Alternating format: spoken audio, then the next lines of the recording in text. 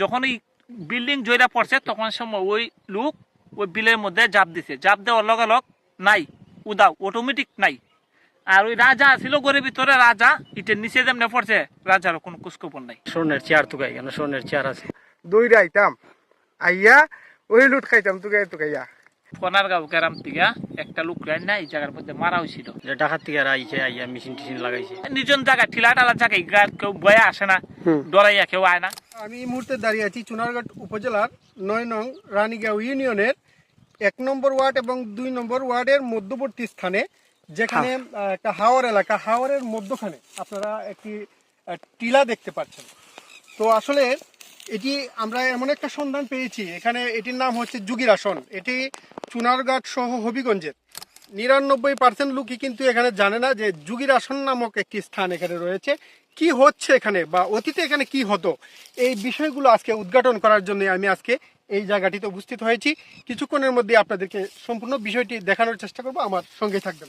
এখানে বিভিন্ন সময় প্রাকৃতিক সম্পদ রয়েছে, অনেকেরই ধারণা যে এটা মাটির নিচে প্রাকৃতিক সম্পদ রয়েছে, যে সম্পদগুলা নেওয়ার জন্য অনেকে এই জায়গাটিকে বড় পরিসরে কুয়া খনন করে কিন্তু এখান থেকে এগুলো নেওয়ার চেষ্টা অনেকে আছে এবং অনেক সময় চেষ্টা করেছেন।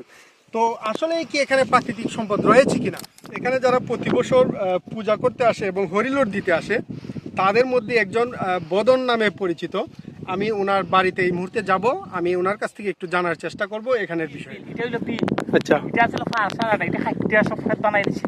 হ্যাঁ, এদিকে যা আছে খাইটা খাত বানাইছে, ওইদিকে ফার আছে বর্তমানে। আইটা খেত, আইটা তারার বাড়ি আছিল, ওইটার মধ্যে বিল আছিল, এটা বিশাল গভীর আছে।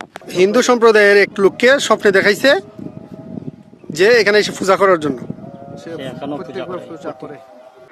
যুগীর আসন নামটা কেন বলবো? ওইটা যুগী আসলাই কেন তারা কইছে না কেন? যুগী বলতে কি একটু যদি বুঝান। যুগী বলতে আমরা মানে আদিপুরুষ রাখি, আচ্ছা আচ্ছা, ব্রাহ্মণ থেকে তারা বড়, তার জ্ঞান ব্রাহ্মণ থেকে তারা বড়, তার জ্ঞান মগ্ন সবসময়, বুঝছেন নি? ওইখানে করতেন ওনারা। তারা সব জ্ঞান থাকতো সবসময়, আচ্ছা, যুগী হিসেবে জ্ঞান, যেমন আপনার উলিয়া উলিয়া আছে এইভাবে আচ্ছা আচ্ছা আচ্ছা। তারা সব সাধক, একজন সাধক, তো আপনারা এখন কি করতেছেন এখানে? পূজা বছর একবার করি আমরা, করতেছেন। আচ্ছা, তো আমরা শুনতে পারলাম যে এখানে নাকি মাটি খুঁড়লে ইট পাওয়া যায়, বা এটা কেন? এটা খারাপ করছে বা খারাপ করছে জানি না, তবে খোলা হয়েছে, খোলা হয়েছে করছে, এটা বলে পুরুষটা করতে পারে। আসলে ছিল এটা, মানে দেওয়াল ছিল এটা বলে, মানে গড় ছিল, মন্দির ছিল আগে, আগেকার হতো আর কি। আচ্ছা আচ্ছা, তো ওটা ইটগুলা পাওয়া যায়, বুঝছেন না মতটা।